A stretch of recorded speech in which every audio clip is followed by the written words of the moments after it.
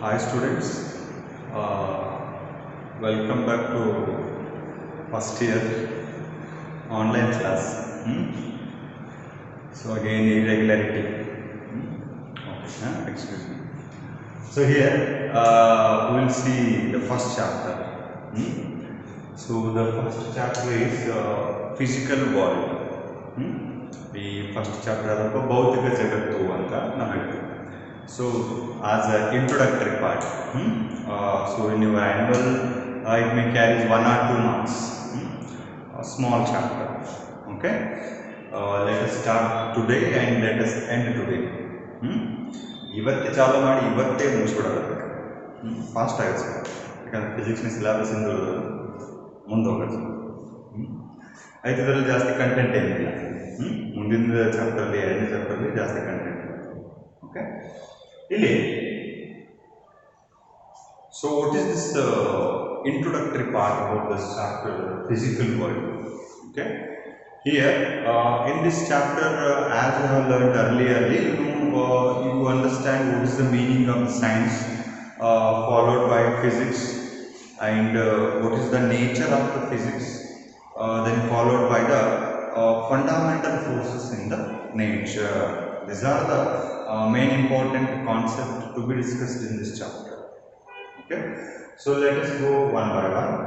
So what is meant by the science? Science means all hearing boring video classes and writing some stuff notes. ಈಗ science definition ಕೇಳಬಾರ್ದು ನನಗೆ.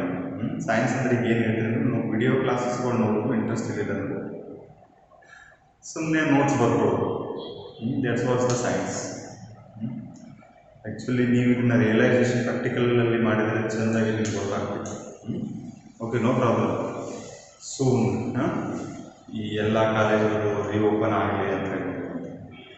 So here science means, as you know in Kannada, Vijnana we call this. The science is the systematic study of nature and the natural phenomena, right? So how this science has been developed? Important nature of a human being is the human is very curious in order to understand the what is the going on around him, okay, and what are the things are present around him. So he is always in search of all the things.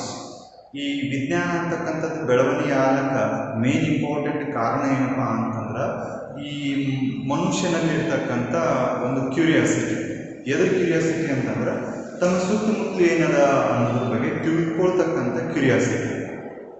ಈಗ ಸದ್ಯಕ್ಕೆ ನಿಮ್ಮ curiosity ಏನಂತಂದ್ರೆ ನಿಮ್ಮ ಓಣ್ಯಾಗ ಏನು ನಡೆದದ ಅಂತ.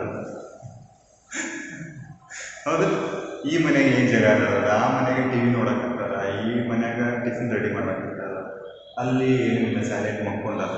So this what the science. That is not the science. The things around you in the sense the nature.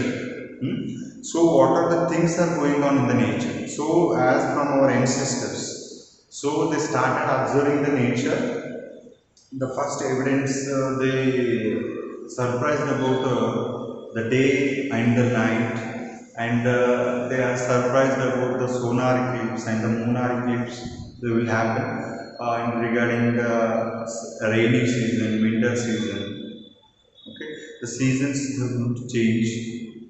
So all these kind of things, the lightning will come after while raining, the lightning, thunder. So all these kind of things they are observed. As the day spends, again the human brain has been developed, and again he wanted to know more about the things which are going around him. ಇಲ್ಲಿ ಬೇಸಿಕ್ಕಾಗಿ ಏನಾಯ್ತಪ್ಪ ಅಂತಂದ್ರೆ ಈ ಪ್ರಕೃತಿಯಲ್ಲಿ ಆಗ್ತಕ್ಕಂಥ ವಿದ್ಯಮಾನಗಳನ್ನು ಏನು ಮಾಡ್ತಕ್ಕ ಮನುಷ್ಯ ತಿಳ್ಕೊಳಕತ್ತ. ಫಸ್ಟಿಗೆ ಎನ್ಸಿಸ್ಟರ್ಸ್, ನಮ್ಮ ಮುತ್ಯಗಳನ್ನ, ಮಂಗ್ಯಗಳು, I think you know all this things. ನನ್ನ ಎನ್ಸಿಸ್ಟರ್ಸ್, ನಿಮ್ಮ ಮುತ್ಯ ಅಲ್ಲ, ಅವ್ರ ಮುತ್ಯ. ಸೊ ನಾವು ಹೇಳ್ತೀವಿ ಮಂಗನಿಂದ ಮಾನವ ಅಂತ. ಸೊ ಅಲ್ಲಿ ಬೇಸಿಕಾಗಿ ಏನಾಯಿತು, ಯಾವ ರೀತಿ ಕತ್ಲೆ ಆಗ್ಲಾಗ್ತದ, ಯಾವ ರೀತಿ ಬೆಳಕಾಗ್ಲಾಗ್ತದ, ಸೂರ್ಯಗ್ರಹಣ ಹೆಂಗಾಗ್ತದ, ಚಂದ್ರಗ್ರಹಣ ಹೆಂಗಾಗ್ತದ, ಆಮೇಲೆ ಬೇಸಿಗೆಗಾಲ, ಮಳೆಗಾಲ, ಚಳಿಗಾಲ ಹ್ಯಾಂಗೆ ಚೇಂಜ್ ಆಗ್ತವ, ಆಮೇಲೆ ಈ ಗುಡುಗು, ಸಿಡಿಲು, ಮಳೆ ಬರೋದ್ನಾಗ ಇದೆಲ್ಲ ಹೆಂಗಾಗ್ತದ, ಇದನ್ನೆಲ್ಲ ಅವನು ಏನು ಮಾಡಕತ್ತಪ್ಪ ಅಂದ್ರೆ ತಿಳ್ಕೊಳಕ್ಕೆ ಟ್ರೈ ಮಾಡತ್ತ. ಅದೇ ರೀತಿಯಾಗಿ ಏನಾಗ್ಬೋದು ಅಂತ ಅವನ ಬೆಳವಣಿಗೆ ಬರ್ತಾವ. ಹೌದಾ? ನೀವು ಮಾನವನ ಬೆಳವಣಿಗೆಗಳ ಬಗ್ಗೆ ಎಲ್ಲ ಕಲ್ತೀರಿ. ಮೊದಲ ಬೆಂಕಿ ಉಪಯೋಗ ಕಲಿತಾನ, ಆಮೇಲೆ ಚಕ್ರದ ಉಪಯೋಗ ಕಲಿತಾನ, ಹಂಗೆ ಡೆವಲಪ್ಮೆಂಟ್ ಆಕೋತ ಈ ಪ್ರಕೃತಿಯಲ್ಲಿ ಇದು ಎಷ್ಟು ತೊಗೊಂಡಂದ್ರೆ ಆಲ್ಮೋಸ್ಟ್ ಆಲ್ ಥಿಂಗ್ಸ್ಗಳನ್ನ ತಿಳ್ಕೊಂಡೀನಿ ಅಂತ ಅಂದ್ಕೊಂಡ ಅಷ್ಟೇ. ಯಾಕಂದ್ರೆ still we don't know everything in nature. ಪ್ರಕೃತಿಯಲ್ಲಿರ್ತಕ್ಕಂಥ ಎಲ್ಲಾನ ನಾವು ತಿಳ್ಕೊಂಡಿನಿ ಅಂತಲ್ಲ, ತಿಳ್ಕೊಂಡಿವಿ, ಅಷ್ಟಕ್ಕಷ್ಟು ತಿಳ್ಕೊಂಡಿವಿ. ಅದು ಎಲ್ಲ ತಿಳ್ಕೊಂಡಿವಿ ಅಂತಲ್ಲ, ಹೌದಾ? ಎಲ್ಲ ತಿಳ್ಕೊಂಡ್ವಿ ಅಂದ್ರೆ ನಾವೇ ದೇವರಾಗಿರ್ತೇವೆ, ಹೌದಾ? ಸೊ ಇನ್ನೊಂದು, by using physics we can define the existence of the god also. ದೇವರು ಅದಾನ ಅಂತೇಳಿ ನಾವು ಫಿಸಿಕ್ಸ್ ಮುಖಾಂತರ ನಾವು ಪ್ರೂವ್ ಮಾಡೋದು ಕೂಡ ನಮ್ಮಲ್ಲಿ ಟೂಲ್ಸ್ಗಳದಾವ. ಅವು ಫ್ಯೂಚರ್ನ ನೋಡೋದಂತ. So this is what the science ಅಂತಂದ್ರೆ ಏನಪ್ಪ ಅಂತಂದ್ರೆ, ನಿಮ್ಮ ಸುತ್ತಮುತ್ತಲಿರ್ತಕ್ಕಂಥ ವಾತಾವರಣದಲ್ಲಿ, ನಿಮ್ಮ ನಿಸರ್ಗದಲ್ಲಿ ಏನೆಲ್ಲ ಆಗ್ಲಿಕ್ಕತ್ತಾವ ಅವುಗಳ ಬಗ್ಗೆ ಸಿಸ್ಟಮ್ಯಾಟಿಕ್ ಆಗಿ ಅಧ್ಯಯನ ಮಾಡ್ತಕ್ಕಂಥ ಒಂದು ಶಾಖೆ ಅಂತ ಹೇಳ್ತೀವಿ. So as we go will categorise that into again as you know the PCMB. In that again I will recall the definition of the physics. As you know, it is the systematic study of understanding the relation between the matter and the energy, or else how we will define the physics in the sense, physics is the branch of the science which will deal with the study of matter and energy and their relation in between. Okay, ಈ ಭೌತಶಾಸ್ತ್ರ ಅಂತ ಏನು ಹೇಳ್ತಿರಲ್ಲ ಫಿಸಿಕ್ಸ್ಗೆ ಕನ್ನಡದಲ್ಲಿ, ಈ ಭೌತಶಾಸ್ತ್ರದಲ್ಲಿ ಏನು ಮಾಡ್ತೀವಪ್ಪ ಅಂತಂದ್ರೆ ಭೌತಿಕ ವಸ್ತುಗಳು ಮತ್ತು ಶಕ್ತಿ, ಆಮೇಲೆ ಇವೆರಡರ ನಡುವೆ ಇರ್ತಕ್ಕಂಥ ಸಂಬಂಧ ಏನದ ಅಂತಕ್ಕಂಥದ್ದನ್ನು ನಾವು ನೋಡ್ತೀವಿ. ಎಲ್ಲಿಪ್ಪ ಅಂತಂದ್ರೆ ಈ ಫಿಸಿಕ್ಸಲ್ಲಿ, ಅಥವಾ ಈ ಭೌತಿಕ ವಿದ್ಯಮಾನಗಳ ಬಗ್ಗೆ ಸ್ಟಡಿ ಮಾಡ್ತಕ್ಕಂಥ ಶಾಖೆ ಅಂತ ತಿಳ್ಕೊಂಡು ಕೂಡ ಅಲ್ಲೇನು ತಪ್ಪಾಗೋದು. ಇವುಗಳನ್ನು ಬೇರೆ ವೇದಲ್ಲಿ ಕೂಡ ನಾವು ಏನು ಮಾಡ್ಬೋದಪ್ಪ ಅಂದರೆ ಡಿಫೈನ್ ಮಾಡ್ಬೋದು ಫಿಸಿಕ್ಸನ್ನು. Physics is the systematic attempt to understand the physical phenomena by the way of observation and experimentation. Confuse ಆಗಬೇಡ್ರಿ, ಬೇರೆ ಬೇರೆ ಆಥರ್ಸ್ಗಳು ಏನಾಗ್ತದೆ ಬೇರೆ ಬೇರೆ ವೇದಲ್ಲಿ ಅದನ್ನು ಡಿಫೈನ್ ಮಾಡಿರ್ತಾರೆ. ಈಗ ಮೋದಿ ಒಬ್ಬನೇ ಕರೆ, ಮೋದಿನ ನಾವು ನೋಡೋ ವಿಚಾರಧಾರೆಗಳು ಬೇರೆ ಇರ್ತವೆ. ಒಬ್ಬರೇ ಮೋದಿ ಭಾರಿ ಅದಂತ, ಅಲ್ಲೇನು ಮೋದಿ ಸರಿ ಇಲ್ಲ ಅಂತ ಅಂತಿರ್ತಾರೆ. ಹಂಗೆ ಫಿಸಿಕ್ಸ್ ಒಂದೇ, ಕರೆ ಅದನ್ನು ನಾವು ನೋಡ್ತಕ್ಕಂಥ ವ್ಯೂ ಅಥವಾ ಹೇಳ್ತಕ್ಕಂಥ ಭಾಷೆ ಏನಾಗ್ತದಪ್ಪ ಅಂತ ಬದಲಾವಣೆ ಆಗ್ತದೆ. ನಾವು ಭಾರಿ ಚಲೋ ಅಂತ ಮೋದಿ ಅಂತ ಹೇಳ್ತೀವಿ, ಮೋದಿ ಓದ್ ಅಚ್ಚಾಯ ಅಂತ ಹಿಂದೆ ಹೇಳ್ತಿರ್ತಾರೆ. So that's the way will change, but the theme is the same. ಸೊ ಎಲ್ಲರದ್ದು ಮೋಟಿವ್ ಏನಪ್ಪ ಅಂತಂದ್ರೆ ಮೋದಿಯವರು ಒಳ್ಳೆಯವರದಾರ. That's all personal things. Leave it. So physics ಈಗೆಲ್ಲ ಆಲ್ರೆಡಿ ನೀವು ತಿಳ್ಕೊಂಡಿದ್ದಲ್ಲ, ಅದಕ್ಕಾಗಿ ನಾನು ಅದ್ರ ಬಗ್ಗೆ ಜಾಸ್ತಿ ಎಕ್ಸ್ಪ್ಲೈನ್ ಮಾಡೋಕ್ಕೆ ಹೋಗೋದಿಲ್ಲ. Here we will have the two principles of the physics in order to understand the physical world. ಈ ಭೌತಿಕ ಜಗತ್ತನ್ನು ಅರ್ಥಕೊಳ್ಳೋಕೆ ನಾವು ಎರಡು ಪ್ರಿನ್ಸಿಪಲ್ಸ್ಗಳನ್ನು ಯೂಸ್ ಮಾಡ್ತೀವಿ. ಎರಡೆರಡು ಯಾವಪ್ಪ ಅಂತಂದ್ರೆ, first principle is unification. What is meant by unification? Then what is meant by the reduction? Unification ಅಂತಂದ್ರೆ ಏನು, ಆಮೇಲೆ ರಿಡಕ್ಷನ್ ಅಂತಂದ್ರೆ ಏನು? ಇವೆರಡನ್ನ ನಾವು ಮೂಲ ತತ್ವಗಳಾಗಿ ಏನು ಮಾಡ್ಕೊತೀವಪ್ಪ ಅಂತಂದ್ರೆ ಈ ಭೌತಶಾಸ್ತ್ರದಲ್ಲಿ ಯೂಸ್ ಮಾಡ್ಕೊತೀವಿ. So what is meant by unification? You know the nature it is very vast. Okay, ಪ್ರಕೃತಿ ಅಂತಕ್ಕಂಥದ್ದು ಇಷ್ಟೇ ಜಾಗದಾಗ ರೂಮ್ನಾಗೆ ಇರುವುದಿಲ್ಲ, ಭಾಳಷ್ಟು ವೈಡ್ ಅದ. ಮನೆಯಾಗಿದ್ರಿ ಮನೆ ನಿಮ್ದು ಎನ್ವಿರಾನ್ಮೆಂಟ್, ಹೊರಗೆ ಬಂದ್ರಿ ಗಲ್ಲಿ ನಿಮ್ಮ ಎನ್ವಿರಾನ್ಮೆಂಟ್, ಅದು ಬಿಟ್ಟು ಇನ್ನೊಂದು ಸ್ವಲ್ಪ ರೋಡಿಗೆ ಬಂದ್ರಿ ಊರು ನಿಮ್ಮ ಎನ್ವಿರಾನ್ಮೆಂಟ್. ಅದು ಬಿಟ್ಟು ತಾಲೂಕಿಗೆ ಬಂದು ಆಧುನಿಕ ಎನ್ವಿರಾನ್ಮೆಂಟ್, ಜಿಲ್ಲಾ, ದೇಶ, ಆಮೇಲೆ ಜಗತ್ತು, ಭೂಮಿ, ಸೋಲಾರ್ ಸಿಸ್ಟಮ್, ಗ್ಯಾಲಾಕ್ಸಿ. ಸೊ ಈ ರೀತಿ ಜಗತ್ತು ಏನದಪ್ಪ ಅಂದ್ರೆ ಬಹಳಷ್ಟು ವೈಡ್ ಅದ. ಈ ಬಹಳಷ್ಟು ವೈಡ್ ಇರ್ತಕ್ಕಂಥ ಜಗತ್ತನ್ನು ಸ್ಟಡಿ ಮಾಡಕ್ಕೆ ನಾವೇನು ಮಾಡ್ತೀವಪ್ಪ ಅಂತಂದ್ರೆ ಕೆಲವೊಂದು ಬೇಸಿಕ್ ಫಂಡಮೆಂಟಲ್ ಲಾಸ್ಗಳನ್ನು ಯೂಸ್ ಮಾಡಿಕೊಂಡು ಎಲ್ಲಾನು ಎಕ್ಸ್ಪ್ಲೈನ್ ಮಾಡೋಕ್ಕೆ ಟ್ರೈ ಮಾಡ್ತೀವಿ. ಇದು ನಿಮ್ಗೆ ನಗೆ ಅನಿಸ್ಬೋದು, ಇಷ್ಟೆಲ್ಲ ದೊಡ್ಡ ಜಗತ್ತನ್ನು ಕೆಲವೊಂದೇ ಲಾಗಳನ್ನ ನೀವು ಹ್ಯಾಂಗೆ ಎಕ್ಸ್ಪ್ಲೇನ್ ಮಾಡ್ತೀರಿ ಅಂತೇಳಿ. ಇಲ್ಲಿ ನಾನೊಂದು ಎಕ್ಸಾಂಪಲ್ ಕೊಡ್ತೀನಿ. ಮೊದಲು ಯೂನಿಫಿಕೇಶನ್ ಅಂದರೆ ಡೆಫಿನೇಷನ್ ನೋಡ್ಕೊಳ್ಳಿ. Unification it is an attempt to explain the diverse physical world by using the few laws and the concepts. ಅಂದ್ರೆ ಈ ಭೌತಿಕ ಬಹಳಷ್ಟು ದೊಡ್ಡದಾಗಿರ್ತಕ್ಕಂಥ ಭೌತಿಕ ಜಗತ್ತನ್ನು ಕೆಲವೊಂದಿಷ್ಟು ಮೂಲಭೂತವಾದಂಥ ತತ್ವಗಳನ್ನು ಯೂಸ್ ಮಾಡ್ಕೊಂಡ್ಬಿಟ್ಟು ಅವುಗಳನ್ನು ಎಕ್ಸ್ಪ್ಲೈನ್ ಮಾಡ್ತಕ್ಕಂಥ ಒಂದು ವಿಧಾನ ಅಂತ ಹೇಳ್ತೀವಿ. ಹ್ಯಾಂಗ ಯುನಿಫಿಕೇಶನ್, ಯುನೈಟ್ ಅಂತಂದ್ರೆ ಅರ್ಥ ಏನಪ್ಪ ಅಂದ್ರೆ ಒಗ್ಗೂಡಿಸುವುದು. ಅಂದ್ರೆ ಈ ಪ್ರಕೃತಿಯಲ್ಲಿರ್ತಕ್ಕಂಥ ಬೇರೆ ಬೇರೆ ವಿದ್ಯಮಾನಗಳನ್ನು ನಾವು ಒಗ್ಗೂಡಿಸಿ ಒಂದರಿಂದ ಸ್ಟಡಿ ಮಾಡ್ತೀವಿ. ಹ್ಯಾಂಗ ಬೆಸ್ಟ್ ಎಕ್ಸಾಂಪಲ್ ಅಂದ್ರೆ ಗ್ರಾವಿಟಿ. ಹ್ಯಾಂಗ the law of gravity will use in order to explain how an apple is falling from the tree, and the same law of gravity we will use how the moon will rotate around the earth, and the same gravity laws will use to explain how the planets they will revolve around our sun. So here a apple falling from the tree, the revolution of the moon around the earth, the revolution of the different planets around the sun, these are all the different scales, but we will all explain by using the law of gravity. ನೋಡ್ರಿ, ಒಂದು ಗಿಡದಿಂದ ಬೀಳ್ತಕ್ಕಂಥ ಹಣ್ಣಾಗಿರ್ಬೋದು, ಆಮೇಲೆ ಈ ಚಂದ್ರ ಏನು ಮಾಡ್ತಿರ್ತಾನೆ, ಭೂಮಿ ಸುತ್ತಾನೆ. ಆಮೇಲೆ ಏನಂತ ಬೇರೆ ಎಲ್ಲ ಗ್ರಹಗಳೇನಾಗ್ತಾವಪ್ಪ ಅಂತಂದ್ರೆ ನಮ್ಮ ಸೂರ್ಯನ ಸುತ್ತಾವ. ಇವುಗಳನ್ನ ನಾವೆಲ್ಲನ ಎಕ್ಸ್ಪ್ಲೈನ್ ಮಾಡೋಕ್ಕೆ ಯೂಸ್ ಮಾಡ್ತಕ್ಕಂಥದ್ದು ಲಾ ಆಫ್ ಗ್ರಾವಿಟಿ. ಗುರುತ್ವಾಕರ್ಷಣ ನಿಯಮಗಳನ್ನು ನಾವು ಈ ಎಲ್ಲಾನು ಎಕ್ಸ್ಪ್ಲೈನ್ ಮಾಡ್ತೀವಿ, ಈ ಮೂರನ್ನ ಎಕ್ಸ್ಪ್ಲೈನ್ ಮಾಡ್ತೀವಿ. ಅಂದ್ರೆ ಬೇರೆ ಬೇರೆ ಫಿನಾಮಿನಾಗಳನ್ನು ಏನು ಮಾಡ್ತೀವಪ್ಪ ಅಂತಂದ್ರೆ ಒಂದರಿಂದ ಏನು ಮಾಡ್ತೀವಿ ಅಂದ್ರೆ ಎಕ್ಸ್ಪ್ಲೈನ್ ಮಾಡ್ತೀವಿ. ಅದನ್ನು ನಾವೇನಂತ ಕರಿತೀವಿ, ಯುನಿಫಿಕೇಶನ್ ಅಂತ ಕರಿತೀವಿ. ಓಕೆ, ನೆಕ್ಸ್ಟ್ ಅಲ್ಲಿ ಬರ್ತಕ್ಕಂಥದ್ದು ರಿಡಕ್ಷನ್.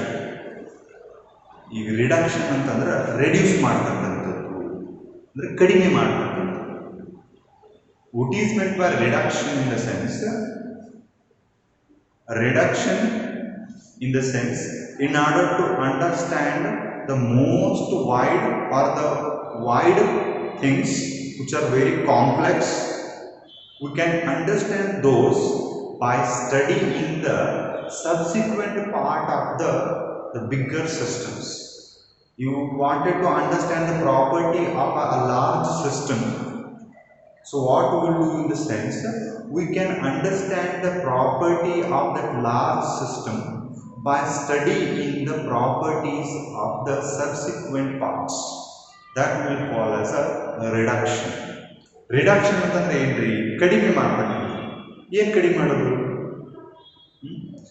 ಕಡಿಮೆ ಮಾಡೋದು ಏನಪ್ಪ ಅಂತಂದ್ರೆ ಬಹಳಷ್ಟು ದೂರದಾಗಿರ್ತಕ್ಕಂಥ ಸಿಸ್ಟಮನ್ನು ತಿಳ್ಕೊಬೇಕಾಗಿರ್ತದೆ. ಅದನ್ನು ಏನು ಮಾಡೋದು, ಪಾರ್ಟ್ ವೈಸ್ ಏನು ಮಾಡೋದಪ್ಪ ಅಂತಂದ್ರೆ ಸ್ಟಡಿ ಮಾಡೋದು. ಹೆಂಗೆ? ಒಂದು ಎಕ್ಸಾಂಪಲ್ ಹೇಳ್ತೀನಿ. ನಮ್ಮ ಕಾಲೇಜ್ ಬಗ್ಗೆ ತಿಳ್ಕೊಬೇಕಾಗಿದೆ ನೀವು. ನಮ್ಮ ಕಾಲೇಜ್ ಅನ್ನೋದು ಒಂದು ಸಿಸ್ಟಮ್. ಹೆಂಗದಪ್ಪ ನಮ್ಮ ಕಾಲೇಜು, BEd ಕಾಲೇಜ್ ಹೆಂಗದ ತಿಳ್ಕೊಬೇಕಾದ್ರೆ ಒಮ್ಮೆ ಹೋಗಿ ಬಂದು ನಿಂತಂದ್ರೆ ಎಲ್ಲ ತಿಳಿದ್ಬಿಡ್ತದೆ. ತಿಳಿದಿಲ್ಲ ಅದನ್ನ ತಿಳ್ಕೊಬೇಕಾದ್ರೆ ನೀವೇನು ಮಾಡಬೇಕಾಗ್ತದೆ, ಸೆಕ್ಷನ್ ವೈಸ್ ಹೋಗ್ಬೇಕಾಗ್ತದೆ. ಮೊದಲ ಆರ್ಟ್ಸ್ ಸೆಕ್ಷನ್ದಾಗ ಹೋಗ್ತೀವಿ. ಆರ್ಟ್ಸ್ ಸೆಕ್ಷನ್ದಾಗ ಯಾರು ಫ್ಯಾಕಲ್ಟಿ ಅದ, ಹ್ಯಾಂಗೆ ಟೀಚ್ ಮಾಡ್ತಾರೆ, ಸ್ಟೂಡೆಂಟ್ಸಲ್ಲಿ ಹ್ಯಾಂಗೆ ರೆಸ್ಪಾನ್ಸ್ ಮಾಡ್ತಾರೆ, ರಿಸಲ್ಟ್ ಹೆಂಗೆ ಅದ ಅದನ್ನು ನೋಡ್ತೀವಿ. ಕಾಮರ್ಸ್ ಸೆಕ್ಷನ್ಗೆ ಹೋಗ್ತೀವಿ. ಕಾಮರ್ಸ್ ಸೆಕ್ಷನ್ದಾಗ ಎಷ್ಟು ಡಿವಿಷನ್ಸ್ಗಳದಾವ, ಅಲ್ಲಿ ಲೆಕ್ಚರ್ಸ್ ಯಾರಿದಾರ, ಅವ್ರ ನೇಚರ್ ಏನದ, ಸ್ಟೂಡೆಂಟ್ ರೆಸ್ಪಾನ್ಸ್ ಹೆಂಗದ.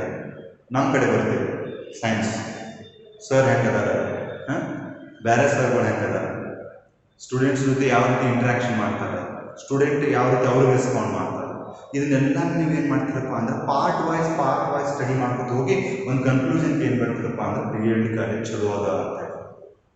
ನಾ ಇಲ್ಲಿ ಟೀಚ್ ಮಾಡ್ತೀನಂತಲ್ಲ, it is true also, you can realise it light on. So ಒಂದು ದೊಡ್ಡ ಸಿಸ್ಟಮನ್ನು ತಿಳ್ಕೊಬೇಕಾಗಿತ್ತು ಅಂದ್ರೆ ಒಂದೇ ಸಲ ತಿಳಿಲಿಲ್ಲ ಅಂದ್ರೆ ಏನು ಮಾಡ್ತೀವಿ ರೀ, ಅದ್ರದ್ದು ಸಬ್ಸಿಕ್ವೆಂಟ್ ಪಾರ್ಟ್ಗಳನ್ನು ತಿಳ್ಕೊತ ಹೋಗ್ತೀವಿ. ಈಗ ಫಿಸಿಕ್ಸ್ ಅಂತಂದ್ರೆ ಒಮ್ಮೆ 16 ಚಾಪ್ಟರ್ಸ್ಗಳು ಅದಾವೆ. ಫಿಸಿಕ್ಸ್ ಅಂದ್ರೆ ಒಂದೇ ಸಲ ತಿಳ್ಕೊಳಕ್ಕಾಗಲ್ಲ. ಅದಕ್ಕೆ ಏನು ಮಾಡ್ತೀವಿ, ಚಾಪ್ಟರ್ ವೈಸ್ ಸ್ಟಡಿ ಮಾಡ್ಕೊತ ಹೋಗ್ತೀವಿ. 1ನೇ ಚಾಪ್ಟರ್ ಫಿಸಿಕಲ್ ವರ್ಲ್ಡ್, 2ನೇ chapter units and measurement, motion in straight line, motion in plane, gravity, ಹೀಗೆ ಸ್ಟಡಿ ಮಾಡ್ತಾ ಹೋಗ್ತೀವಿ. ಅಂದ್ರೆ ಭಾಳ ವಾಸ್ಟ್ ಆಗಿರ್ತಕ್ಕಂಥದ್ದನ್ನು ಸಣ್ಣದಾಗಿ ಮಾಡಿ ಸ್ಟಡಿ ಮಾಡ್ತೀವಿ. ಅದನ್ನೇ ನಾವು ಏನಂತ ಕರಿತೀವಪ್ಪ ಅಂದ್ರೆ ರಿಡಕ್ಷನ್ ಅಂತ ಕರಿತೀವಿ. ಈ ರಿಡಕ್ಷನ್ಗೆ ಒಂದು ಎಕ್ಸಾಂಪಲ್ ಹೇಳ್ಬೇಕಾಗಿದೆ ಅಂದ್ರೆ ಥರ್ಮೋಡೈನಾಮಿಕ್ಸ್ ಅಂತ ಹೇಳ್ತೀವಿ. ಅದನ್ನು ನೀವು ಡೀಟೇಲ್ ಆಗಿ ಆಮೇಲೆ ಲೇಟರ್ ಆನ್ ಕ್ಲಾಸಸ್ಸಲ್ಲಿ ಸ್ಟಡಿ ಮಾಡ್ತೀವಿ.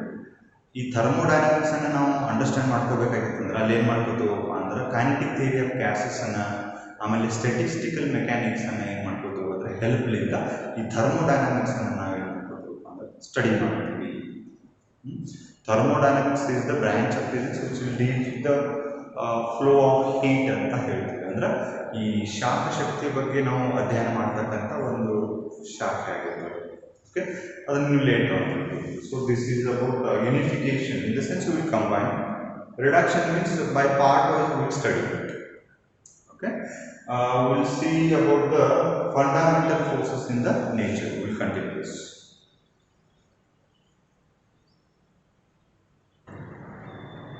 Okay students, we'll continue the concept. The fundamental forces in nature.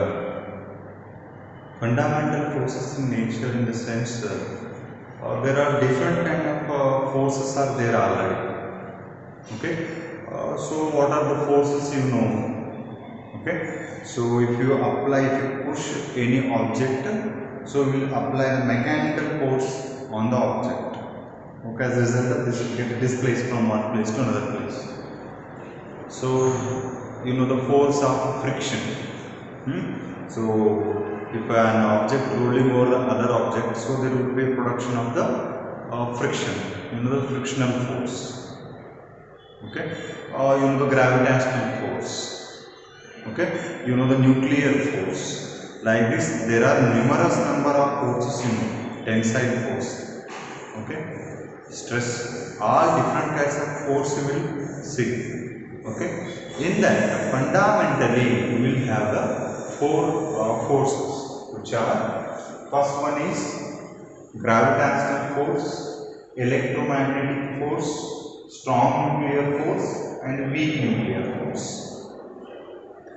ಈ ಫಂಡಮೆಂಟಲ್ ಫೋರ್ಸಸ್ ಅಂತಂದ್ರೆ ಏನಪ್ಪ ಅಂತಂದ್ರೆ ಮೂಲಭೂತವಾಗಿ ಇರ್ತಕ್ಕಂಥ ಬಲಗಳು, ಪ್ರಕೃತಿಯಲ್ಲಿರ್ತಕ್ಕಂಥ ಮೂಲಭೂತವಾದಂಥ ಬಲಗಳು ಅಂತ ನಾವು ಹೇಳ್ತೀವಿ. ಇಲ್ಲಿ ನಮ್ಗೆ ಗೊತ್ತಿರ್ತಕ್ಕಂಥ ಬಲ ಅಥವಾ ಫೋರ್ಸ್ ಡಿಫ್ರೆಂಟ್ ಫಾರ್ಮ್ಸ್ಗಳು ನಮ್ಗೆ ಗೊತ್ತಿದೆ. ಏನಪ್ಪ ಅಂತಂದ್ರೆ ಈ ಒಂದು ಯಾವುದಾದ್ರು ವಸ್ತುನ ನೀವು ಒತ್ತದ್ರೆ ಅಂತಂದ್ರೆ ಅದ್ರ ಮೇಲೆ ಮೆಕ್ಯಾನಿಕಲ್ ಫೋರ್ಸ್ ಬೀಳ್ತದೆ, ಅದನ್ನು ಮೆಕ್ಯಾನಿಕಲ್ ಫೋರ್ಸ್ ಅಂತ ಕರಿತೀವಿ. ಹೌದಾ, ಯಾವುದೇ ಒಂದು ವಸ್ತು ಇನ್ನೊಂದು ವಸ್ತು ಮೇಲೆ ರೋಲ್ ಆಗ್ತಿದ್ರೆ ಫ್ರಿಕ್ಷನಲ್ ಫೋರ್ಸ್ ಬರ್ತದೆ. ಫ್ರಿಕ್ಷನಲ್ ಫೋರ್ಸ್ ಅಂತಂದ್ರೆ ಏನು? ಈಗ ಒಂದು ಗಾಡಿ ಹೋಗ್ಬೇಕಂತಿರ್ತದೆ, ಅದನ್ನು ನಾವು ಸಡನ್ ಆಗಿ ನಿಂದಿರಿಸಬೇಕಾಗಿದೆ ಅಂತಂದ್ರೆ ಜಾದು ಮಾಡೋಕ್ಕಾಗಲ್ಲ, ಬ್ರೇಕ್ ಹಾಕಬೇಕಾಗ್ತದೆ. ಹೌದಿಲ್ಲ? ಬ್ರೇಕ್ ಹಾಕಿದಾಗ ಏನಾಗ್ತದೆ, ಟಯರ್ಸ್ಗಳು ಏನು ಮಾಡ್ತಾವೆ, ರೋಡಿನ ಜೊತೆ ಏನು ಮಾಡ್ತಾವೆ, ಫೈಟ್ ಮಾಡ್ತಾವೆ. ಹೌದಿಲ್ಲ? ಫೈಟ್ ಮಾಡೋದಂದ್ರೆ ಘರ್ಷಣೆ ಉಂಟಾಗ್ತದೆ. ಘರ್ಷಣೆಯಿಂದ ಏನಾಗ್ತದಪ್ಪ ಅಂತಂದ್ರೆ ಒಂದು ಹೋಗ್ತಕ್ಕಂಥ ಈ ವೆಹಿಕಲ್ ಏನಾಗ್ತದೆ, ಸ್ಟಾಪ್ ಆಗ್ತದೆ. ಅದನ್ನು ನಾವೆಂತ ಕರಿತೀವಪ್ಪ ಅಂದ್ರೆ ಆ ಘರ್ಷಣೆ ಬಲನ ನಾವೆಂತ ಕರಿತೀವಿ, ಫ್ರಿಕ್ಷನಲ್ ಫೋರ್ಸ್ ಅಂತ ಕರಿತೀವಿ. ಈ ಗುರುತ್ವಾಕರ್ಷಣ ಶಕ್ತಿ, ಗುರುತ್ವ ಬಲ ಅಂತ ಕರಿತೀವಿ. ಈಗ ಯಾವುದೇ ವಸ್ತುವನ್ನು ನೀವು ಮೇಲೋಗಿ ಕೆಳಗೆ ಬರ್ತಕ್ಕ ನೀವು ಗುರುತ್ವಾಕರ್ಷಣ ಶಕ್ತಿ ಅಂತ ಹೇಳ್ತೀವಿ. ಈಗ ಈ ನ್ಯೂಕ್ಲಿಯರ್ ಬಾಂಬ್ಸ್ಗಳು ಬರ್ತವೆ, ಅಲ್ಲಿಂದ ಕೂಡ ನ್ಯೂಕ್ಲಿಯರ್ ಫೋರ್ಸ್ ಹೊರಗಡೆ ಬರ್ತವೆ, ಪರಮಾಣು ಶಕ್ತಿ ಅಂತ ಹೇಳ್ತೀವಿ. ಈ ರೀತಿ ಭಾಳಷ್ಟು ಶಕ್ತಿಗಳು, ಅದರಲ್ಲಿ ಮೂಲಭೂತವಾಗಿರ್ತಕ್ಕಂಥವು ಒಂದನೇದು ಗ್ರಾವಿಟೇಷನಲ್ ಫೋರ್ಸ್ ಅಂತ ಹೇಳ್ತೀವಿ, ಎರಡನೇದು ಎಲೆಕ್ಟ್ರೋಮ್ಯಾಗ್ನೆಟಿಕ್ ಫೋರ್ಸ್ ಅಂತ ಹೇಳ್ತೀವಿ, ಆಮೇಲೆ ಸ್ಟ್ರಾಂಗ್ ನ್ಯೂಕ್ಲಿಯರ್ ಫೋರ್ಸ್ ಅಂತ ಹೇಳ್ತೀವಿ, ನಾಲ್ಕನೇದು ವೀಕ್ ನ್ಯೂಕ್ಲಿಯರ್ ಫೋರ್ಸ್ ಅಂತ ಹೇಳ್ತೀವಿ. ಇದರಲ್ಲಿ ಗ್ರಾವಿಟೇಷನಲ್ ಫೋರ್ಸ್ ಅಂತಂದ್ರೆ ಏನು, ಗುರುತ್ವ ಬಲ ಅಂತಂದ್ರೆ ಏನು? The gravitational force is the attractive force which exists between the two objects in the universe by virtue of their mass. ಅಂದ್ರೆ ಈ ಗುರುತ್ವ ಬಲ ಅಂತ ಏನು ಹೇಳ್ತದಪ್ಪ ಅಂತಂದ್ರೆ ವಿಶ್ವದಲ್ಲಿರ್ತಕ್ಕಂಥ ಪ್ರತಿಯೊಂದೊಂದು ವಸ್ತು ಬೇರೆ ವಸ್ತುವನ್ನು ಏನು ಮಾಡ್ತದಪ್ಪ ಅಂತಂದ್ರೆ ತನ್ನ ಕಡೆ ಸೆಳ್ಕೊಳ್ತಕ್ಕಂಥ ಶಕ್ತಿ ಅದ ಅಂತಕ್ಕಂಥದ್ದನ್ನ ನಾವು ಗುರುತ್ವ ಬಲ ಅಂತ ಕರಿತೀವಿ. ಆಮೇಲೆ ಅದು ಮಾಸ್ ಮೇಲೆ ಡಿಪೆಂಡ್ ಆಗ್ತದೆ. ನೀವು ಅನ್ಬೋದು, ಈಗ ನಾವು ಇಲ್ಲಿ ನಿಂತೇವ್ರಿ, ನಮ್ಮ ಮಕ್ಕಳಿಗೆ ಇಲ್ಲೆಲ್ಲ ಮನೆಯಾಗಿನ ಸಾಮಾನುಗಳು ಅವೆಲ್ಲ ನಮ್ಮ ಕಡೆ ಯಾಕೆ ಅಟ್ರಾಕ್ಟ್ ಆಗಲ್ಲ ಅಂತಾವ ಅಂತ. ಬೈ ವರ್ಚು ಆಫ್ ಮಾಸಸ್ ಅಂತ ಹೇಳಿ ನಾನು, ಬೈ ವರ್ಚು ಆಫ್ ಮಾಸ್ ಅಂತಂದ್ರೆ ಹ್ಯಾಂಗೆ ಆಬ್ಜೆಕ್ಟ್ಗಳು ಮಾಸ್ ಜಾಸ್ತಿ ಆಗ್ಕೋತ ಹೋಗ್ತದೆ, ಹಂಗೆ ಎರಡು ಆಬ್ಜೆಕ್ಟ್ ನಡ್ಬರ್ಕಿರ್ತಕ್ಕಂಥ ಅಟ್ರಾಕ್ಟಿವ್ ಫೋರ್ಸ್ ಏನಾಗ್ತದಪ್ಪ ಅಂತಂದ್ರೆ ಜಾಸ್ತಿ ಆಗ್ತದೆ. ಈಗ ನೋಡ್ರಿ, ನಾವು ಈ ಗ್ರಾವಿಟೇಷನಲ್ ಫೋರ್ಸನ್ನು ಈ ಮೂನ್ ಆಮೇಲೆ ಅರ್ತ್ ಇವೆರಡು ಕಂಪ್ಯಾರಿಸನ್ ತಗೋಬೋದು, ಅಥವಾ ನಮ್ಮ ಸೋಲಾರ್ ಸಿಸ್ಟಮನ್ನು ನಾವು ತಗೋಬೋದು. ಅಲ್ಲಿ ಈ ಸೂರ್ಯನ ಗ್ರಾವಿಟಿ ಒಳಗೆ ಏನಾಗಿರ್ತಾವೆ, ಎಲ್ಲ ಅರ್ತ್ ರಿವಾಲ್ವ್ ಆಗ್ತಿರ್ತಾವೆ. ಸೊ ಅಲ್ಲಿ ಗ್ರಾವಿಟೇಷನಲ್ ಫೋರ್ಸ್ ಭಾಳಷ್ಟು ಸ್ಟ್ರಾಂಗ್ ಆಗಿರ್ತದೆ. ಯಾಕಂತಂದ್ರೆ ಅವುಗಳ ಸೈಜ್ ಏನದಪ್ಪ, ಅವುಗಳ ಮಾಸ್ ಏನದಪ್ಪ ಭಾಳಷ್ಟು ಜಾಸ್ತಿ ಅದ. ಓಕೆ, ಅಲ್ಲಿ ನಾವೇನು ತಗೋತೀವಪ್ಪ ಅಂದ್ರೆ ಅದನ್ನ ಗ್ರಾವಿಟೇಷನಲ್ ಫೋರ್ಸ್ ಅಂತ ತಗೋತೀವಿ. ಅಂದ್ರೆ ವಿಶ್ವದಲ್ಲಿರ್ತಕ್ಕಂಥ ಒಂದು ವಸ್ತು ಇನ್ನೊಂದು ವಸ್ತುನ ಏನು ಮಾಡ್ಕೋತದಪ್ಪ ಅಂದ್ರೆ ಅಟ್ರಾಕ್ಟ್ ಮಾಡ್ಕೋತದ, ಅದರ ತೂಕದ ಅನ್ವಯವಾಗಿ. ಸೊ ಇದನ್ನು ನಾವು ಗ್ರಾವಿಟೇಷನಲ್ ಫೋರ್ಸ್ ಅಂತ ಕರಿತೀವಿ. ನೆಕ್ಸ್ಟ್ ಅಲ್ಲಿ ಬರ್ತಾವಂತೂ ಯಾವುದಪ್ಪ ಅಂದ್ರೆ electromagnetic force. The electromagnetic force exist between the two charges, like charges or unlike charges in between. Okay, how it is? So first of all, the gravitational force in the sense here one object, here another object. Okay, one object will attracts the other object. Okay, and all of you have familiar with this formula. F equal to G m1 m2 divided by r square. ಇದ್ರ ಬಗ್ಗೆ ನೀವು ಫ್ಯಾಮಿಲಿಯಾರಿಟಿ ಇರಬೇಕು ಅಂದ್ಕೊಂಡಿನ, ಇದ್ರಲ್ಲಿ ಅಂದ್ರೆ ಇದು ಹಿಡಿಬೇಡಿ, ನಮ್ಮ ಮುಂದೆ ಹೇಳ್ತೀನಿ ಅಂತ. ಇದೇನು ಎರಡು ವಸ್ತುಗಳಿದ್ರಪ್ಪ ಅಂತಂದ್ರೆ ಆ ವಸ್ತುಗಳು ಎಷ್ಟು ಫೋರ್ಸ್ಲಿಂದ ಹೇಳ್ಕೊತಾವ ಅಂತಕ್ಕಂಥದ್ದನ್ನ ಈ ಈಕ್ವೇಷನ್ನಿಂದ ನಾವು ಹೇಳ್ತೀವಿ. ಈಗ ಎಲೆಕ್ಟ್ರೋಮ್ಯಾಗ್ನೆಟಿಕ್ ಫೋರ್ಸ್ ಅಂತಂದ್ರೆ ಏನಪ್ಪಾ ಅಂತಂದ್ರೆ ಇಲ್ಲೊಂದು ಪಾಸಿಟಿವ್ ಚಾರ್ಜ್ ಅದ, ಇಲ್ಲೊಂದು ನೆಗೆಟಿವ್ ಚಾರ್ಜ್ ಅದ ಅಂತ ತಿಳ್ಕೊಳ್ಳಿ. ಇವುಗಳನ್ನು ನಾವು ಎರಡು ಅಂತ ಕರಿತೀವಿ, ಅನ್ಲೈಕ್ ಚಾರ್ಜಸ್ ಅಂತ ಕರಿತೀವಿ. ಈ ಪಾಸಿಟಿವ್ ಚಾರ್ಜು ಆಮೇಲೆ ನೆಗೆಟಿವ್ ಚಾರ್ಜ್ ಏನಾಗ್ತಾರಪ್ಪ ಒಂದಕ್ಕೊಂದು ಅಟ್ರಾಕ್ಟ್ ಆಗ್ತವ. ಆಮೇಲೆ ಒಂದು ನೆಗೆಟಿವ್ ಚಾರ್ಜ್ ಇತ್ತು, ಇಲ್ಲಿ ಇನ್ನೊಂದು ನೆಗೆಟಿವ್ ಚಾರ್ಜ್ ಇರ್ತಂದ್ರೆ ಇವೆರಡು ಏನಾಗ್ತಾವಪ್ಪ ಅಂದ್ರೆ ರಿಪೆಲ್ ಆಗ್ತಾವ. ಅಥವಾ ಇಲ್ಲೊಂದು ಪಾಸಿಟಿವ್ ಅದ ಇಲ್ಲೊಂದು ಪಾಸಿಟಿವ್ ಅದ, ಇವೆರಡೂ ಕೂಡ ಏನಾಗ್ತಾವಪ್ಪ ಅಂದ್ರೆ ರಿಪೆಲ್ ಆಗ್ತಾವ. ಈ ರೀತಿ ಚಾರ್ಜಸ್ಗಳು ಅಟ್ರಾಕ್ಟ್ ಆಗ್ತಕ್ಕಂಥದ್ದು, ರಿಪೆಲ್ ಆಗ್ತಕ್ಕಂಥದ್ದು ಇವು ಎದರಿಂದ ಆಗ್ತಾವಪ್ಪ ಅಂತಂದ್ರೆ ಎಲೆಕ್ಟ್ರೋಮ್ಯಾಗ್ನೆಟಿಕ್ ಫೋರ್ಸ್ಲಿಂದ ಏನಾಗ್ತಿರ್ತದಪ್ಪ ಅಂತಂದ್ರೆ ಎಸ್ಪೆಷಲಿ ಎಲೆಕ್ಟ್ರೋಸ್ಟಾಟಿಕ್ ಫೋರ್ಸ್ ಅಂತ ನಾವು ಕರಿತೀವಿ. ಅಲ್ಲಿ ಈ ಫೋರ್ಸನ್ನು ನಾವು ಲಿಟಲ್ ಆಗಿ ಏನಂತ ಕರಿತೀವಪ್ಪ ಅಂದ್ರೆ ಎಲೆಕ್ಟ್ರೋಮ್ಯಾಗ್ನೆಟಿಕ್ ಫೋರ್ಸ್ ಅಂತ ಹೇಳ್ತದನ್ನ ಕರಿತೀವಿ. ಸೊ ಯಾವಾಗ ಒಂದು ಚಾರ್ಜ್ ರೆಸ್ಟ್ ಸ್ಟೇಟ್ನಾಗ ಇರ್ತದ, ಅದ್ರ ಸುತ್ತಲೂ ಏನು ಪ್ರೊಡ್ಯೂಸ್ ಆಗಿರ್ತಪ್ಪ ಅಂದ್ರೆ ಎಲೆಕ್ಟ್ರಿಕ್ ಫೀಲ್ಡ್ ಪ್ರೊಡ್ಯೂಸ್ ಆಗ್ತದೆ. ಯಾವಾಗ ಒಂದು ಚಾರ್ಜ್ ಮೂವ್ ಆಗ್ತದೆ, ಆ ಮೂವ್ ಆಗ್ತಕ್ಕಂಥ ಚಾರ್ಜ್ ಸುತ್ತಲೂ ಏನು ಪ್ರೊಡ್ಯೂಸ್ ಆಗ್ತದಪ್ಪ ಅಂತಂದ್ರೆ ಮ್ಯಾಗ್ನೆಟಿಕ್ ಫೀಲ್ಡ್ ಪ್ರೊಡ್ಯೂಸ್ ಆಗ್ತದೆ. So electric field magnetic field ಇವೆರಡನ್ನ ನಾವೆಂತ ಕರಿತೀವಪ್ಪ ಅಂದ್ರೆ ಇನ್ಸೆಪರೇಬಲ್ ಫೀಲ್ಡ್ಸ್ ಅಂತ ಕರಿತೀವಿ. ಅದಕ್ಕಾಗಿ ಇವೆರಡನ್ನ ನಾವು ಒಂದೇ ವೇದಲ್ಲಿ ಅಪ್ರೋಚ್ ಮಾಡ್ತಿರ್ತೀವಿ. ಇದ್ರ ಬಗ್ಗೆ ಟೆನ್ಷನ್ ತಗೋಬೇಕು. ಒಂದು ಕರೆಂಟ್ ನೀವು ನೋಡ್ತೀರಿ, ಕರೆಂಟ್ ಅಂದರೆ ಏನಾಗ್ತಿರ್ತದ್ರಿ, ಅದರೊಳಗೆ ಒಂದು ವಾಹಕವನ್ನು ತೊಗೊಂಡ್ರೆ, ಅಂದ್ರೆ ವಾಹಕ ಗೊತ್ತಿಲ್ಲ, ವಾಹಕ ಅಂದ್ರೆ ಕಂಡಕ್ಟರ್ ಅಂತ ಕರಿತೀವಿ. ಬಸ್ ಕಂಡಕ್ಟರ್ ಅಲ್ಲ, ವಾಹಕ, ರೈಟ್? ಕರೆಂಟ್ ತನ್ನ ಮುಖಾಂತರ ಹರಿಬಿಡ್ತಿತ್ತಂದ್ರೆ ಅದನ್ನು ನಾವು ವಾಹಕ ಅಂತ ಕರಿತೀವಿ. ಫಾರ್ ಎಕ್ಸಾಂಪಲ್ ಮೆಟಲ್, ಒಂದು ಮೆಟಾಲಿಕ್ ರಾಡ್, ಇಲ್ಲಿ ವೈರ್ ಕನೆಕ್ಷನ್, ಅಲ್ಲೊಂದು ವೈರ್ ಕನೆಕ್ಷನ್ ಕೊಟ್ಟು ಅದು ಮುಟ್ರೆ ಏನಾಗ್ತದೆ? ಪ್ರಾಕ್ಟಿಕಲ್ ಎಕ್ಸ್ಪೀರಿಯನ್ಸ್ ಮಾಡಕ್ಕೆ ಹೋಗ್ಬೇಡಿ. ಸೊ ಯೂಟ್ಯೂಬ್ನಾಗ ಇರ್ತಲ್ಲ ವಿಡಿಯೋಸ್ಗಳು ನೋಡಿ, ಸಾಕು, ಎಕ್ಸ್ಪೀರಿಯನ್ಸ್ ಮಾಡಕ್ಕೆ ಹೋಗ್ಬೇಡಿ. ಸೊ ಯಾವಾಗ ಒಂದು ವಾಹಕದೊಳಗೆ ಈ ಎಲೆಕ್ಟ್ರಾನ್ಸ್ಗಳು ಮೂವ್ ಆಗ್ತಿರ್ತಾವ, ಆಗ ಅದು ಸುತ್ತ ಏನಾಗ್ತದೆ, ಮ್ಯಾಗ್ನೆಟಿಕ್ ಫೀಲ್ಡ್ ಏನಾಗಿರ್ತದಪ್ಪ ಅಂದ್ರೆ ಪ್ರೊಡ್ಯೂಸ್ ಆಗಿರ್ತದೆ. Electric field magnetic field generate ಆಗುತ್ತೆ. ಅದ್ರ ಬಗ್ಗೆ ನೀವು ಡೀಟೇಲಾಗಿ ಸ್ಟಡಿ ಮಾಡ್ತೀವಿ ಸೆಕೆಂಡ್ ಇಯರ್. ಸೊ ಈಗ ಸಿಂಪಲ್ ಆಗಿ ತಿಳ್ಕೊರಿ, ಎರಡು ಚಾರ್ಜಸ್ ಅಂತ ಇರ್ತಕ್ಕಂಥ ಅಟ್ರಾಕ್ಷನ್ ಫೋರ್ಸ್ ಅನ್ನು ನಾವು ಏನು ಕರಿತೀವಪ್ಪ ಅಂದ್ರೆ ಎಲೆಕ್ಟ್ರೋಮ್ಯಾಗ್ನೆಟಿಕ್ ಫೋರ್ಸ್ ಅಂತ ಕರಿತೀವಿ. ಆಮೇಲೆ ಈ ಎಲೆಕ್ಟ್ರೋಮ್ಯಾಗ್ನೆಟಿಕ್ ಫೋರ್ಸ್ ಈ ಗ್ರಾವಿಟೇಷನಲ್ ಫೋರ್ಸ್ಗೆ ಕಂಪೇರ್ ಮಾಡಬೇಕಾದ್ರೆ ಇದು ಸ್ಟ್ರಾಂಗ್ ಆಗಿರ್ತದೆ. ಯಾವುದು electromagnetic force compared to gravitational force ಇದು ಸ್ವಲ್ಪ ಫೋರ್ಸ್ ಏನಿರ್ತದೆ ಜಾಸ್ತಿ ಇರ್ತದೆ. ನೆಕ್ಸ್ಟ್ ಅಲ್ಲಿ ಬರ್ತಕ್ಕಂಥದ್ದು ಸ್ಟ್ರಾಂಗ್ ನ್ಯೂಕ್ಲಿಯರ್ ಫೋರ್ಸ್ ಅಂತ ಹೇಳ್ತೀವಿ. ಸ್ಟ್ರಾಂಗ್ ನ್ಯೂಕ್ಲಿಯರ್ ಫೋರ್ಸ್ ಅಂತಂದ್ರೆ ಏನು? The nuclear force is the force which holds the protons and neutrons inside the nucleus. ಅಂದ್ರೆ ಈ ಪ್ರೋಟಾನ್ಸ್ಗಳನ್ನು ನಾವು ಎಟಮ್ ಅಂತ ಹೇಳ್ತೀವಿ. ಎಟಮ್ ಅಂತ ನಿಮ್ಗೆ ಗೊತ್ತದಪ್ಪ. ಎಟಮ್ ಒಳಗೆ ಏನಿರ್ತದೆ ರೀ? ನ್ಯೂಕ್ಲಿಯಸ್ ಇರ್ತದ. ಆಮೇಲೆ ಆ ನ್ಯೂಕ್ಲಿಯಸ್ ಏನಾಗ್ತಿರ್ತಾವ ರೀ? ಎಲೆಕ್ಟ್ರಾನ್ಸ್ಗಳು ಏನಾಗ್ತಿರ್ತಾವ? ರಿವಾಲ್ವ್ ಆಗ್ತಿರ್ತಾವ. ಹೌದಾ?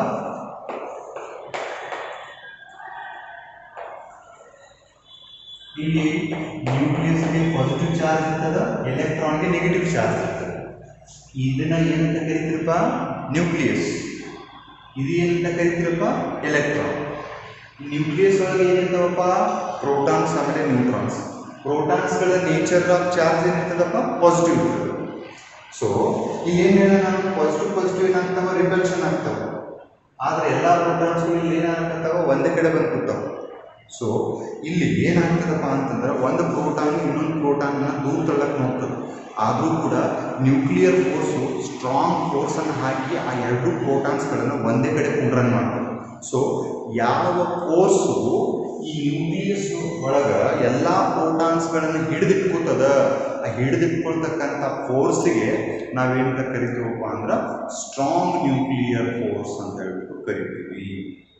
ಆಮೇಲೆ ಈ ಎಲ್ಲ ಫೋರ್ಸಸ್ ಒಳಗೆ ಸ್ಟ್ರಾಂಗೆಸ್ಟ್ ಫೋರ್ಸ್ ಯಾವುದಪ್ಪ ಅಂತಂದ್ರೆ ಸ್ಟ್ರಾಂಗ್ ನ್ಯೂಕ್ಲಿಯರ್ ಫೋರ್ಸ್ ಅಂತ ಹೇಳ್ಬಿಟ್ಟು ನಾವು ಅದನ್ನು ಕರಿತೀವಿ.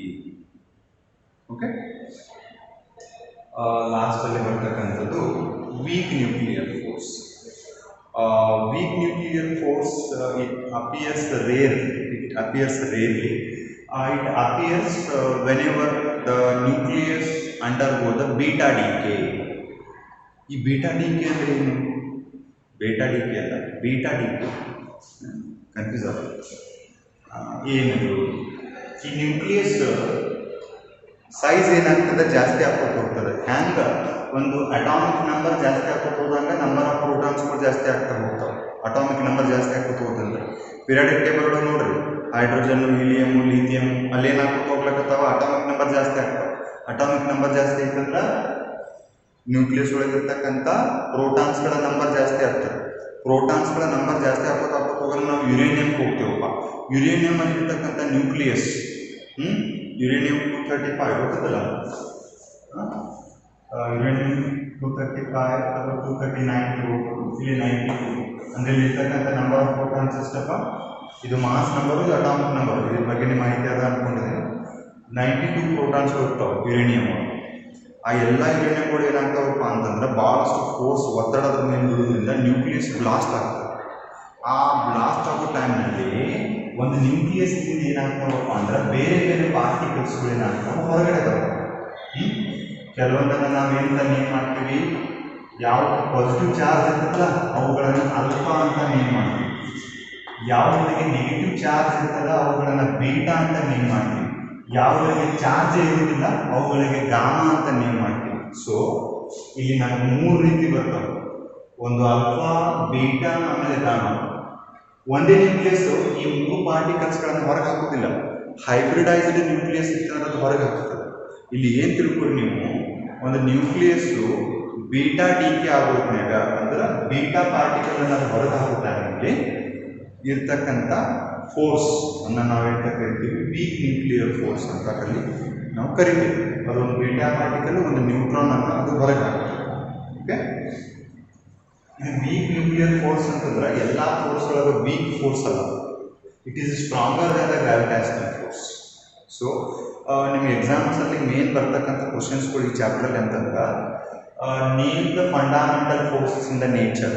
ನೇಮ್ ಅಂದ್ರೆ ಬರೀ ಹೆಸರುಗಳು ಅಟ್ಟೆ ಬರೀಬೇಕು, ನೀವು 4 ಹೆಸರು ಬರೀಬೇಕು. And which is the strongest force in the nature?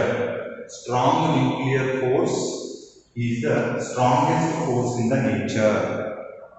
Which is the weakest force in the nature? The weakest force is the gravitational force in the nature. ಇವು ಕ್ವಶನ್ಸ್ಗಳನ್ನು ನೀವು ತಲೆಯಲ್ಲಿ ಇಟ್ಕೊಂಡು ಸರ್. ಓಕೆ, ಇವಿಷ್ಟೇನಪ್ಪ ಅಂತಂದ್ರೆ ನಮ್ಗೆ ಈ ಫಂಡಮೆಂಟಲ್ ಫೋರ್ಸಸ್ಗಳ ಬಗ್ಗೆ ನಾವು ತಿಳ್ಕೊಬೇಕಾಗಿದೆ.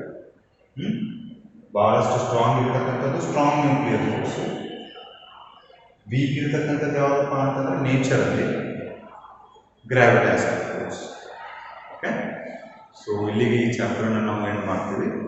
ಸೊ ಈ ಚಾಪ್ಟರ್ಲಿ ಕಂಟೆಂಟ್ ತೆಗೆದಾರೆ, ಸಿಲೆಬಸ್ ರಿಡಕ್ಷನ್ ಮಾಡಿ ತೆಗೆದಿದ್ದಾರೆ, ಇನ್ನು ಸಿಲೆಬಸ್ ಇತ್ತು ಅದನ್ನು ತೆಗೆದಿದ್ದಾರೆ.